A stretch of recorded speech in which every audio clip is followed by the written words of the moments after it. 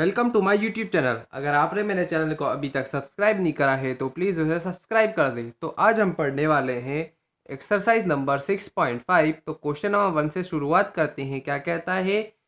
P Q R is a triangle right angled at P if P Q equal to 10 centimetre and P R equal to 24 centimetre, find Q R. तो सबसे पहले हम diagram बनाते हैं। तो हमें P Q R एक triangle है जिसमें कि 90 डिग्री का एंगल बना है पी पर। तो किसी भी ट्राइंगल में अगर एक 90 डिग्री का एंगल आ जाता है तो वो राइट एंगल ट्राइंगल होता है।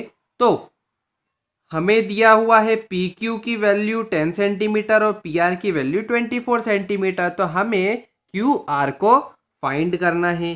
तो हम देख रहे हैं कि क्यू आर क्या है?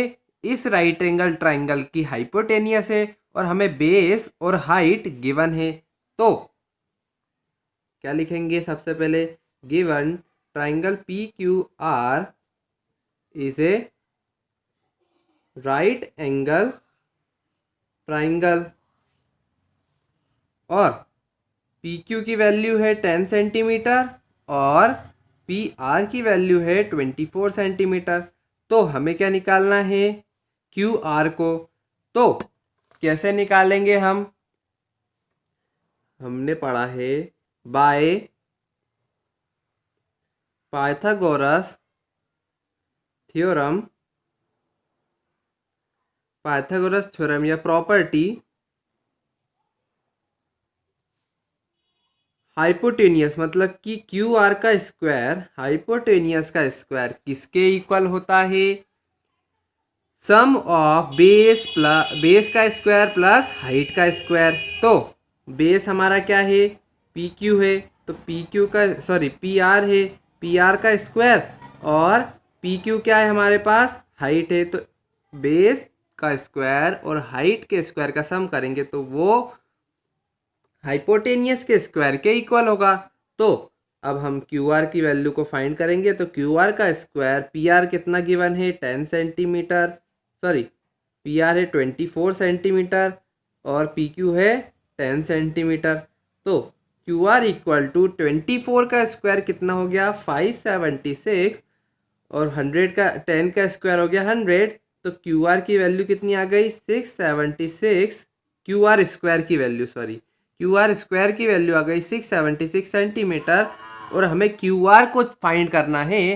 तो हम क्या करेंगे? बोथ साइड अंडर रूट लगाएंगे। तो क्यू आर का square equal to under root 676 centimetre.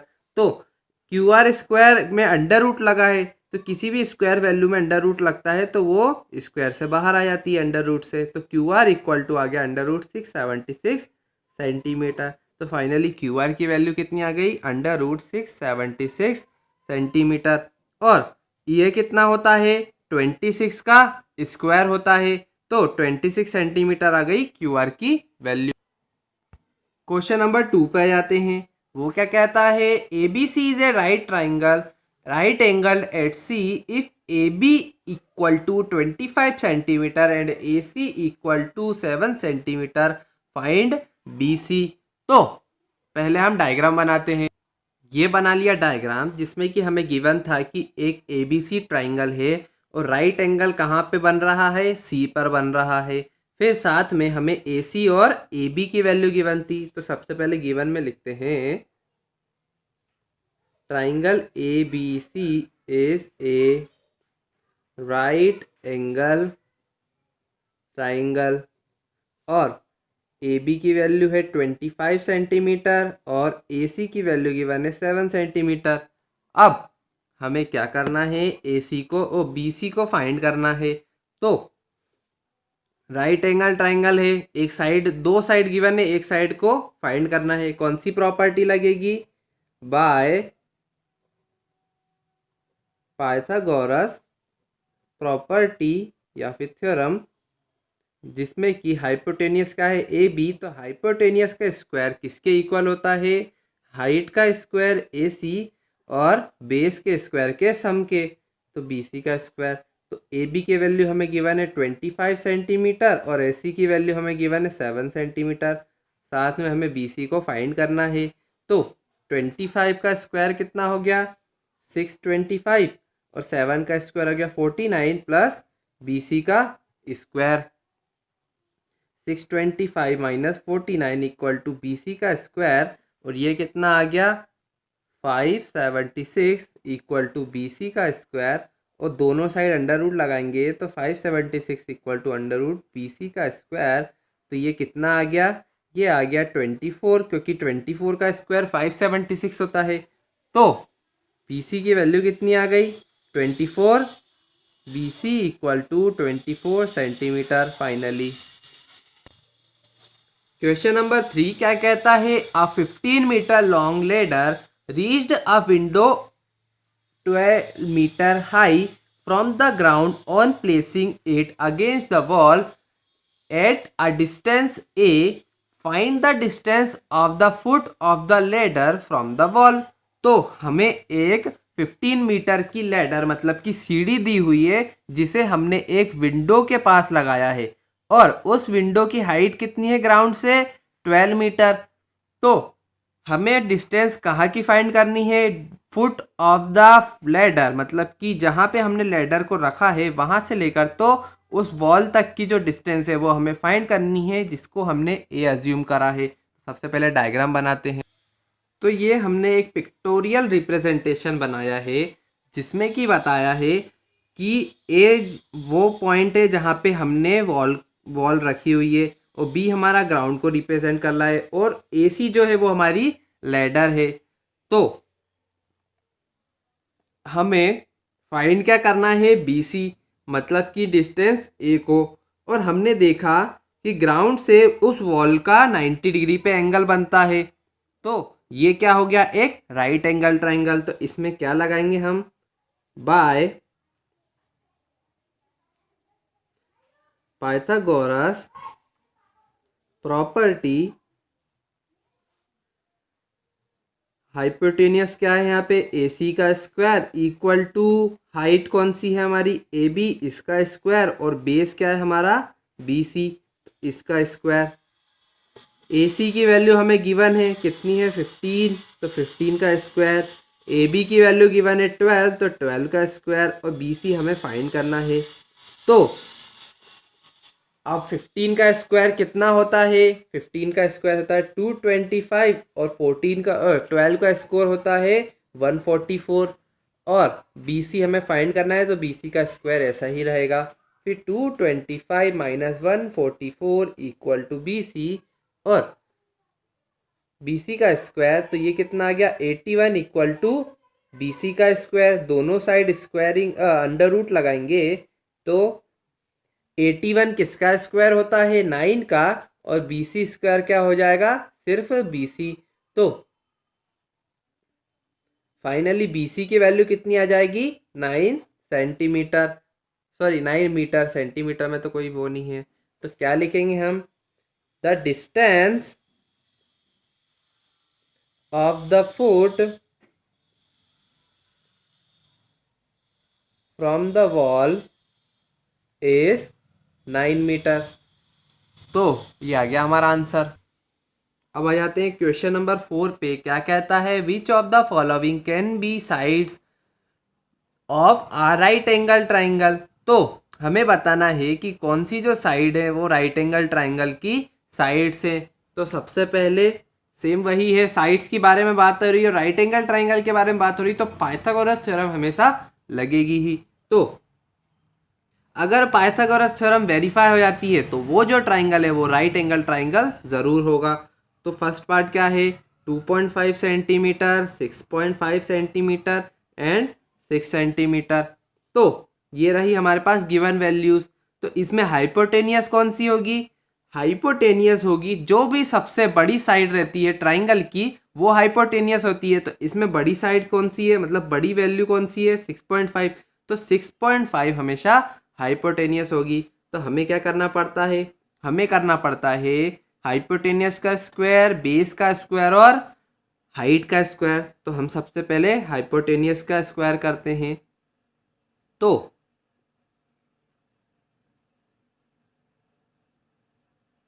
Hypotenuse equal to 6.5 तो क्या करते हैं 6.5 का स्क्वायर करते हैं तो कितनी वैल्यू आ गई, स्क्वायर करने के बाद आ गई 42.25 सेंटीमीटर।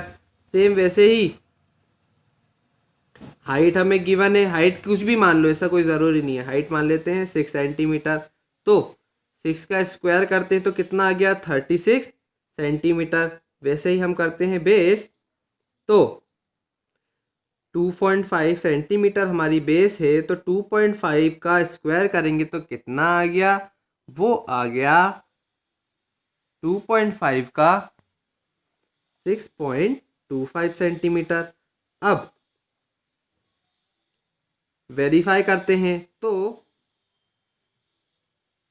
हाइपोटेनियस का स्क्वायर इक्वल टू हाइट का स्क्वायर प्लस बेस का स्क्वायर। तो हाइपोटेनियस का स्क्वायर कितना है 42.25, हाइट का स्क्वायर कितना निकाला हमने 36, और बेस का स्क्वायर कितना निकाला हमने 6.25। तो 42.25 तो ऐसा ही रहेगा, इन दोनों का सम करेंगे तो कितना आ जाएगा 42.25। तो ये हमारा LHS इक्वल टू RHS हो रहा है। तो क्या करेंगे कि लिखेंगे since the longer side square of longer side of the triangle is equal to the sum of square of other sides, so this given side is a side of a right angle triangle. क्या लिखा हमने कि hypotenuse मतलब कि longer side का जो square है वो किसके इक्वल आ रहा है, सम ऑफ स्क्वायर ऑफ, मतलब कि सम करेंगे किसका, स्क्वायर वाली अदर दो साइड्स का, तो वो बराबर आ रहा है हाइपोटेनियस वाली साइड्स के स्क्वायर से। तो ये जो गिवन साइड्स है वो किसकी साइड्स है, राइट एंगल ट्राइंगल की। तो यहाँ पे आ जाते हैं सेकेंड पार्ट पे, क्या है 2 सेंटीमीटर 2 सेंटीमीटर और 5 सेंटीमीटर। तो बड़ी वाली साइड कौन सी है 5 सेंटीमीटर, तो हाइपोटेनियस किसको मान लिया हमने 5 सेंटीमीटर को। हाइट कितनी हो गई 2 सेंटीमीटर और बेस क्या हो गई 2 सेंटीमीटर। हाइट बेस तो किसी को भी ले सकते हैं, पर यहाँ पे तो हाइट और बेस सेम ही है। अब on verifying पाइथागोरस थ्योरम, क्या है हाइपोटेनियस का स्क्वायर मतलब कि 5 का स्क्वायर किसके इक्वल होगा 2 का स्क्वायर और 2 का स्क्वायर। 5 का स्क्वायर कितना होता है 25, और ये किसका, और 2 का स्क्वायर होता है 4 और 2 का स्क्वायर होता है 4। तो 25 इक्वल टू 4 + 4 8, जो कि नॉट इक्वल है। 25 8 के इक्वल होता है क्या, नहीं होता है। तो क्या लिखेंगे, the given sides do not form right angle triangle. वैसे ये आ जाते हैं अब थर्ड पार्ट पे। साइड्स लिखते हैं, क्या है 1.5 सेंटीमीटर 2 सेंटीमीटर और 2.5 सेंटीमीटर। बड़ी वाली साइड कौन सी है 2.5, तो उसको मान लेते हैं हम हाइपोटेनियस। कितना हो गया 2.5 सेंटीमीटर। बेस मान लेते हैं 1.5 सेंटीमीटर की, और हाइट मान लेते हैं बची हुई 2 सेंटीमीटर की। अब क्या कहते हैं 2.5 मतलब कि हाइपोटेनियस का स्क्वायर, क्या लिखेंगे ऑन वेरीफाइंग पाइथागोरस प्रॉपर्टी, क्या है हाइपोटेनियस का स्क्वायर बेस का स्क्वायर और हाइट का स्क्वायर। तो ये कितना हो गया 2.5 का स्क्वायर हो गया 6.25, और 1.5 का स्क्वायर हो गया 2.25, और ये किसका स्क्वायर हो गया 2 का स्क्वायर 4। तो 6.25 इक्वल टू ये कितना हो गया 6.25। तो यहाँ पे क्या लिखेंगे, दोनों की दोनों वैल्यूज इक्वल आ रही है, तो since square of hypotenuse is equal to the square of sum of other two sides, मतलब कि हाइपोटेनियस का स्क्वायर किसके इक्वल है, दोनों साइड के स्क्वायर के सम के। तो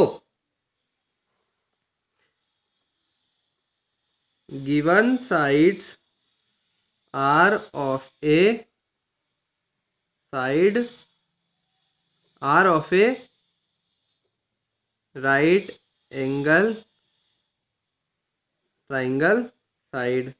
तो जो भी साइड्स गिवन है वो एक राइट एंगल ट्राइंगल की साइड्स है। क्वेश्चन नंबर 5 क्या कहता है, a tree is broken at a height of 5 metre from the ground and its top touches the ground at a distance of 12 metre from the base of the tree, find the original height of the tree. तो इसमें क्या बोला गया है कि एक बड़ा सा ट्री था जो कि ब्रोक हो गया, मतलब कि टूट गया, कहाँ से, 5 मीटर की हाइट से। ट्री की हाइट कुछ थी, उसमें से 5 मीटर की हाइट से वो टूटा, और वो टूटा ऐसे कि जमीन पे जब गिरा तो जमीन से लेकर तो उस ट्री के बॉटम से जो डिस्टेंस थी वो 12 मीटर आई। तो हमें ओरिजिनल हाइट निकालनी है ट्री की। तो सबसे पहले डायग्राम बनाते हैं।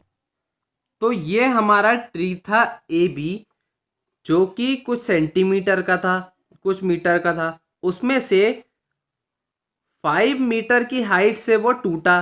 तो वो टूटा तो ऐसे गिरा कि वो गिरने के बाद डी पॉइंट पे टच करता है, और ए से मतलब कि ट्री के बॉटम से उस पॉइंट तक की डिस्टेंस है 12 मीटर। तो हमें पूरे हाइट की वैल्यू निकालनी है। तो ट्री यहाँ से ब्रोक हुआ तो इतना पार्ट पूरा यहाँ पे गिरा, तो जितनी ये इसकी डिस्टेंस है सी बी की, वो किसके बराबर होगी, सी डी के बराबर होगी। क्यों, क्योंकि वो ट्री का पार्ट ही तो यहाँ पे गिरा है।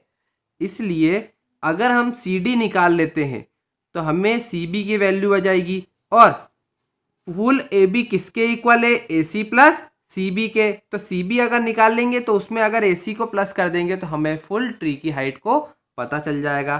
तो सबसे पहले अज्यूम करते हैं, let A B the full height of the tree.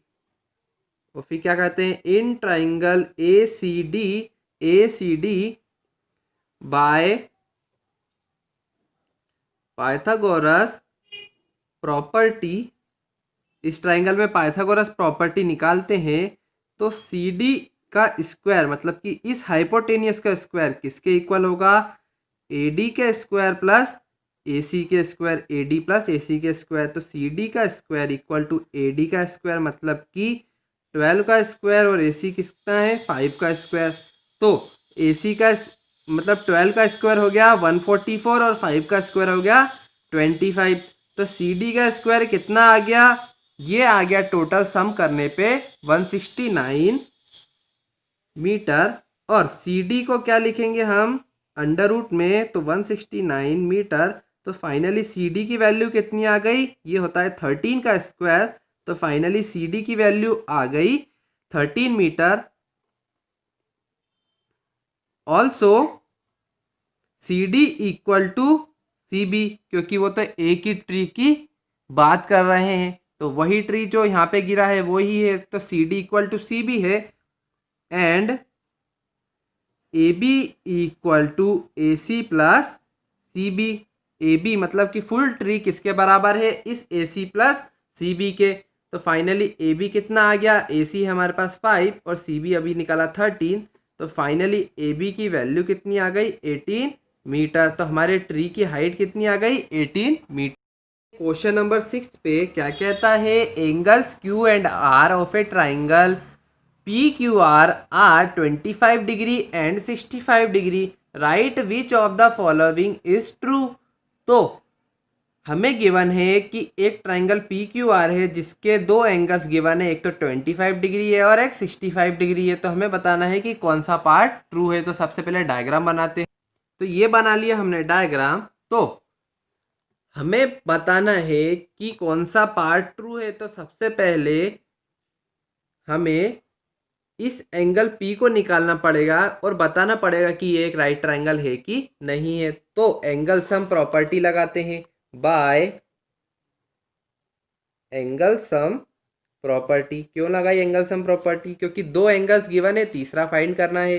तो angle P plus angle Q plus angle R equal to कितना? 180 डिग्री के इक्वल होता है। एंगल P हमें पता करना है, एंगल Q है 25 डिग्री और ये कितना है? 65 डिग्री इक्वल टू 180 डिग्री। तो एंगल P प्लस ये कितना हो गया? 90 डिग्री इक्वल टू 180 डिग्री। तो एंगल P आ गया 180 degree minus 90 equal to angle P की वैल्यू आ गई 90 डिग्री।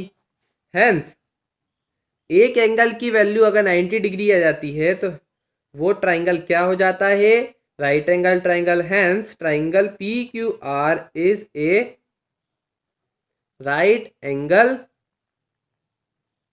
ट्राइंगल। तो बाय पाइथागोरस थ्योरम लगाते हैं। तो ये हमारा हो गया राइट एंगल ट्राइंगल। तो राइट एंगल ट्राइंगल के अपोजिट वाली जो भी साइड रहती है वो क्या रहती है? हाइपोटेनियस। तो हाइपोटेनियस का स्क्वायर मतलब कि QR का स्क्वायर किसके इक्वल होगा? PQ के स्क्वायर प्लस PR के स्क्वायर के इक्वल होगा। तो ये जो वैल्यू है वो कौन सी इक्वेशन में आ रही है? वो आ रही है हमारे सेकेंड पार्ट में। तो second part is true and first और थर्ड पार्ट इज फॉल्स। तो सेकेंड पार्ट ट्रू है, बाकी के फर्स्ट और थर्ड जो पार्ट है वो फॉल्स है। क्वेश्चन नंबर 7 पे आ जाते हैं। क्या कहता है? Find the perimeter of the rectangle whose length is 40 centimetre and diagonal is 41 centimetre. तो सबसे पहले डायग्राम बनाते हैं। तो ये रहा एक हमारा ABCD रेक्टेंगल जिसकी डायगोनल दी है 41 सेंटीमीटर और उसकी लेंथ दी है 40 सेंटीमीटर। हमें ब्रेड्थ फाइंड करनी, हमें क्या फाइंड करना है? उसका पेरीमीटर फाइंड करना है। तो कैसे फाइंड करेंगे? तो हमें पता है कि जो भी रेक्टेंगल होता है उसके चारों एंगल्स 90 डिग्री के होते हैं।